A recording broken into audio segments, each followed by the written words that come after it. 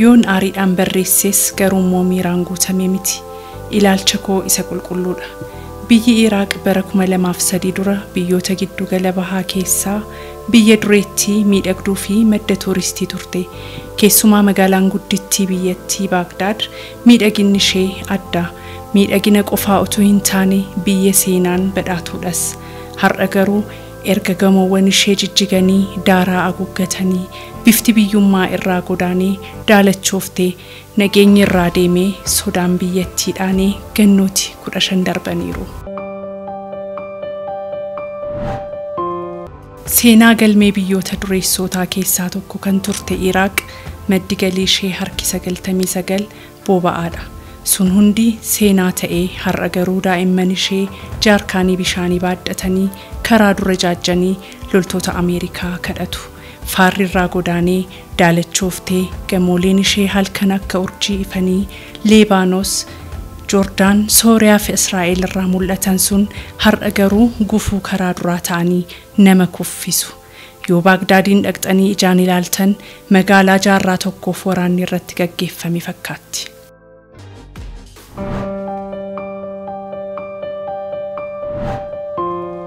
Iraaq kan ittiin beekamtu keessaa tokko baay'ina gosaa isheeti. Gosa 150 ol qabdi. Gosti kun hundi aadaa ittiin bulmaataa qabu. Isa balleesse kan ittiin adaban, isa karaarraa kaate kan ittiin gorfatan, kan ittiin wal dhaga'aniif kan ittiin waliin jiraatan seeraaf heera gosaa qabu. Mootummaa isaan bulchu caalaa seera gosaaf amanamoodha. Gosti biyyattii kamiyyuu gosa laayyoo miti. Seera mootummaan baaseen alatti uummatichi sadarkaa gosummaan wal ijaareera. Kan ammoo ashiiraa jedhu. Yoo rakkoon jiraate rakkoon sun otuu mootummaa bira hin ga'in ashiiraa biratti dhumatti achitti fala argatti. Dargaggeessi didaa bookkisu yoo abbootii ashiiraa bira ga'u akka laastikii walitti gala. Akkasiin wal gorfatu, akkasiin wal bulfatu. Gosummaa gaditti ammoo balbalatu jira. Isa kanaan ammoo qabila jedhan. Har'a garuu dargaggoonni Iraaq maanguddoota hin dhaga'an, hin kabajan. Aadaan sun ni caattome. Diinni dursee Iraaqiin diiguuf uummata sana walitti hadheesse. Aadaa isaanii keessa harka galfatee garaa wal wallaalchise. Har'a isaanumatu deebi'ee diina walitti ta'e kanaaf karaa saaqe.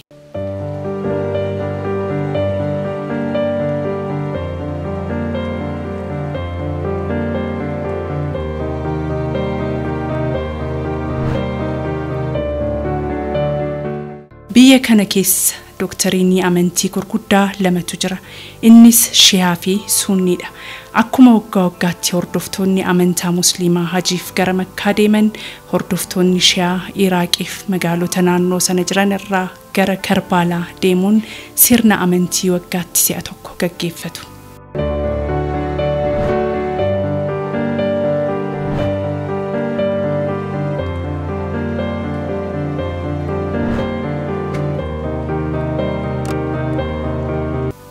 Karbaalaan Baagdaad irraa kiiloomeetira 102 qofa fagaatti.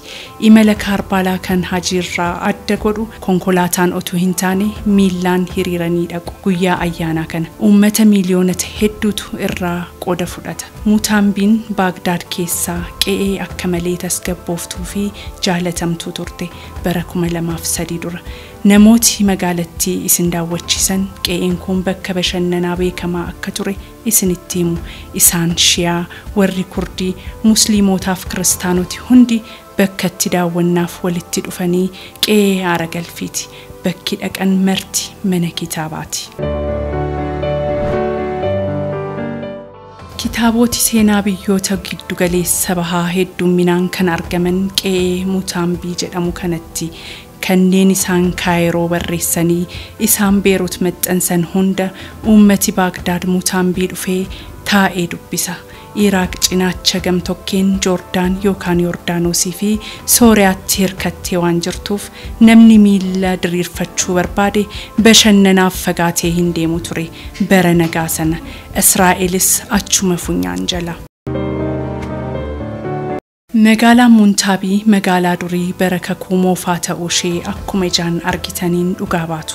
waggaa 2000 dura Kiristoos qe'ee kana keessa miilla isaatiin deemaa ture. Kan yeroon jedhu gamoo haaraan hin jiru jechuu koo miti. Har'a garuu qe'ee kana keessa haati ijoollee ishee amantee gadi baasuu erga dhiiftee ganni 15 darbeera naan jedhan. Ijoolleen ergaa ergamtee deebitee galuu ishee Rabbitu beeka. Kanaachi rokkeeta darbatamuu, fanjii karaa duraa dha'uu yookaan boombii darbatamuuf saaxilamti. Mootummooti addunyaa keessumaa Ameerikaan bara 2003 weapon of mass destruction Iraq qabdi jedhan sana barbaacha gara sanatti utuu hin imaliin dura dursanii waraana xiinsammuu uummaticha irratti banuun tokkummaa saba sanaa gargar diigu ture.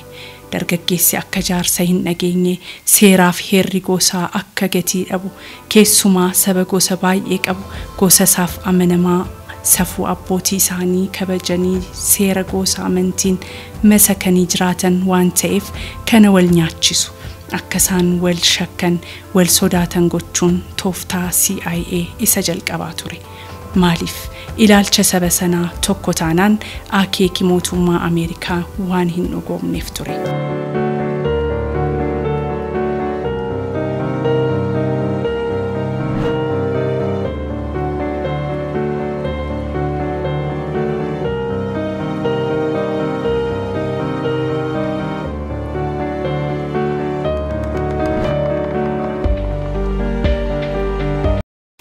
Addadummaa xixiqqoo shiyaa fi sunni akkasumas gosa gidduu turetti boba'aan dabalamee yoo afarfamuu jalqabu kufaatii Saadaam Huseen booda gosa kamtu gara aangootti dhufa akka ilaalcha amantiitti ammoo shiyaa moo sunni ta'a inni jedhu yaada saba sanaa gargar hiruu jalqabe. Gama biraan ammoo aktiivistootaa fi namooti siyaasaa mootummaa Saadaamiin dhiibamanii biyyaa ba'an sochii kana keessatti shoora guddaa qabaachuu eegalan. Isaan CIA jara kana fayyadamuun adda-addummaa biyyattii keessa jiruuf akkamitti akka itti seenuu qaban irratti fala dha'uu jalqaban. Haala kana keessatti Maarch 2003 yoo waraanni Ameerikaa dhaqee seenu Baagdaadiin bakka lamatti qoodan Green Zone fi Red Zone jedhanii gargar hiran. Magaaloti akka Mutambii Red Zone keessa goran. Naannoon masaraa mootummaa fi embaasoti garaagaraa jiran ammoo Green Zone keessatti goran. Green Zone bakki jedhamu maqaan isaa biraan Republican Palace jedhu. Inni kun keenyaan yookaan wal guddaan kan marfamee qe'ee sagalee rasaasaa miti sareen duttu keessaa hin dhaga'amne bakka ajajooti waraanaa isaan CIA qondaaltonni mootummaa irriba gaarii rafanii bulanidha. Keessumaa mootummaa Ameerikaatiin kan deeggaramu hooggantoonni mootummaa ce'umsaa intermii government biyyattii fi aktiivistootaaf namooti mootummaa Saadaamiin dhiibamanii biyyaa ba'an amma garuu mootummaa ce'umsaa sana keessatti Ameerikaa gargaaruuf dhaqan sa'aatii 24 humna waraanaa guddaan eegamuu qe'ee kana keessatti.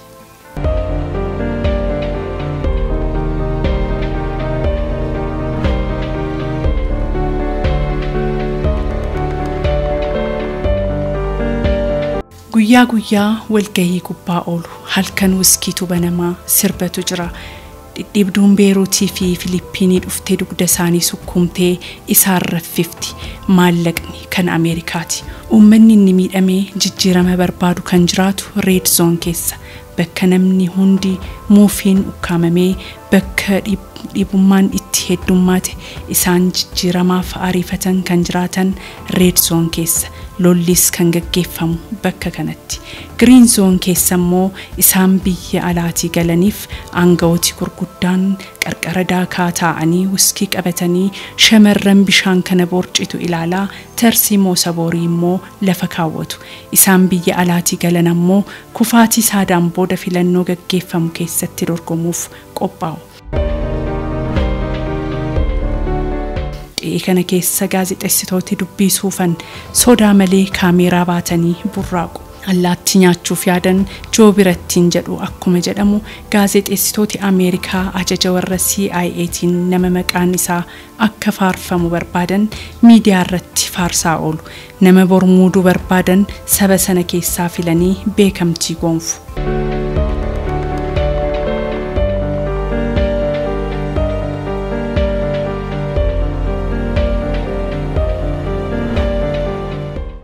Bu'uurri misoomaa yookaan infraastiraakchar biyyattii qe'ee giriin zoon kana keessatti gufuun tokkoyyuu hin mudanne.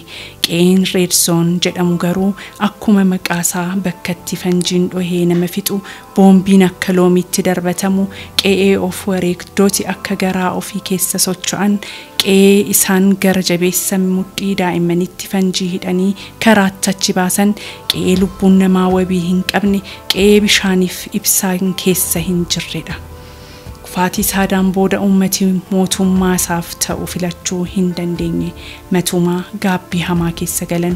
Isaan ISIS ammoo biyya mootummaan isaa dadhabaa argatanii dirree akka barbaadan keessa burraaqan godhatan.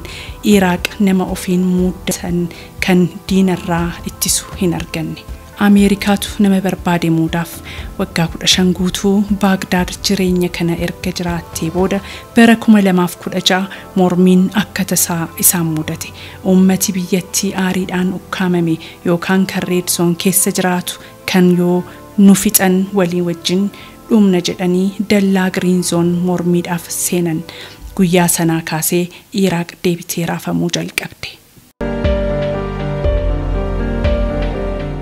Muummeen ministeeraa biyyattii baatii lama duraa yookaan Oktoobar 25 2018 aangootti dhufan Adil Abdul Mahid garuu waadaa tokko uummata mormiitti jiru kanaaf seenan. Innis keenyaan yookaan wal jiraattota magaalattii bakka lamatti qoode kana diiganii uummata kana walitti fiduu isa jedhu. Waadaan kun kan dhaga'ame baatiidhuma keessa jirru kana. Haa ta'u malee ammas rakkoon hin hafne. Namooti qoodumsa sana keessa dantaa ofii argatan karaa dantaan hunda akka dallaan kun banamee uummati kun walitti hin dhufneef yaalii gurguddaa gochaa jiru. Matumaa akka rakkoon biraa uumamee Baagdaad deebitee nagaa dhabduuf daba tokko kalaqaa jiru.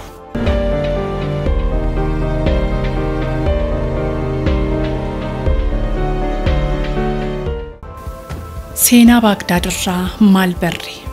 Dr. Abiy Ahmed baatii adoolessaa keessa yeroo jalqabaaf gara biyya Ameerikaa yoo dhufan dhaadannoo isaan qabatanii dhufan daangaa jibbaa diignee riqicha jaalalaa ijaarra kan jedhu ture. Haa ta'u garuu biyyi keenya keessatti bifa hin beekamneen namooti riqicha jaalalaa sun akka hin ijaaramne barbaadan biyyi keenya keessatti giriin zoonii fi reed zoonii uumaa jiru. Akkuma jirutti Oromiyaan gara dhihaa fi bahaa haalatti reed zoonitti jijjiiramaa jirutu jira. Bakka tokkotti namni gadi ba'ee deebi'ee manatti galuu haalatti sodaachaa jirutu uumamaa jira. Guyyaa guyyaatti yeroo kam caalaattuu dhiigi dhangala'uun itti fufeera. Darbee reeffa obboloota keenyaa lafarraa harkisanii yoo irratti geeyyisan marsaa hawaasummaarraa arguu jalqabnee jirra. Kun akka malee nu yaaddessuu qaba. Isa biyyoota namaa keessatti arginee jibbinu har'a nurratti raawwachuu jalqabeera. Bor kun dhannanuu ta'aa dhufee akka Sooriyaa fi Soomaaliyaa yoo ummati keenya dhibbootaan ajjeefaman homaa nutti fakkaachuu dhiisuu mala. Qe'een keenya har'a bakka ofiitti amanamummaadhaan gadi ba'anii deebi'anii galuun nama sodaachisu ta'aa jirti. Haala hamtuutu nutti as adeemaa jira.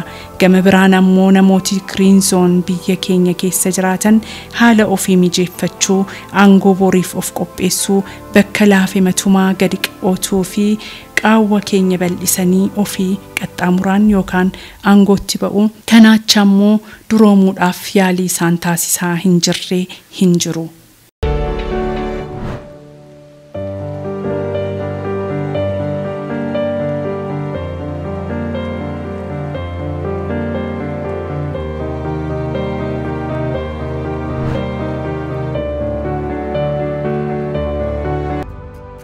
Ofii waan giriin zoon keessa jiraniif yaaddoo tokkoyyuu hin qaban.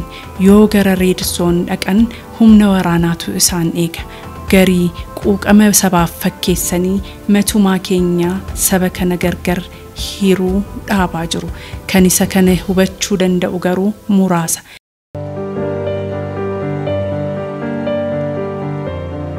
Baay'ooti har'as miira ofii keessaa ba'uu danda'a hin jirru. Dhugaadha. mootummaan tokko abbaa hirrummaa irraa gara diimokiraasiitti ce'umsa taasisu keessatti daddaaqama guddaatu mudata. Adeemsa kana keessatti mootummaan biyyattii ceesisuuf waadaa uummataaf gale iftoominaa fi itti gaafatamummaa yoo hin dalagne haaromsi jedhamu kun gara diigumsaatti deemuun isaa waan hin oolle. Haala qabatamaa amma argaatti jirruun biyyi keenya yaadaanis haa ta'u gochaan bakka adda addaatti qoodamaa jirti. Garii ofii Green Zone keessa ta'anii ergamaan biyyattii jeequmsa guddaatti oofaa jiran. Daangaa biyyattii irraa yeroo kam caalaayyuu balaa guddaatu marsaa jira. Otuu nageenyi biyya keenyaa gabii hin argatiin namoota waa'ee filannoo haasa'antu ammoo na ajaa'iba.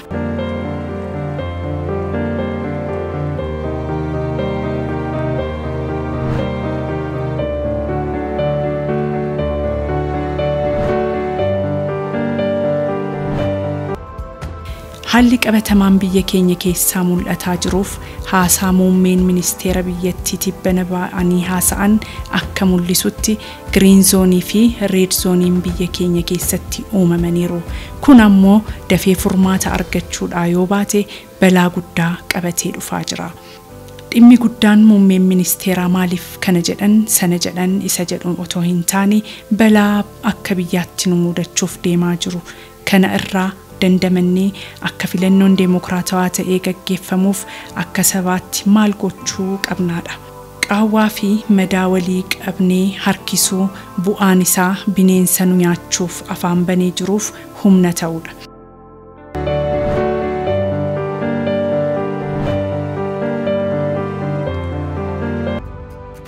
Yeroon kana jedhu saba tokko qofaatti quba qabaa hin jiru. Dhaaba siyaasaa fi saba kam keessattuu maallaqee hojjechuu danda'a. Biyya keenya ishee malaammaltummaan keessatti hundee yaafate miti. Mootummaan Raashaa filannoo biyya Ameerikaa keessaa harka galfatee akka Doonaald Tiraamp injifatu taasisee guyyaa guyyaan dhaga'aa oolla.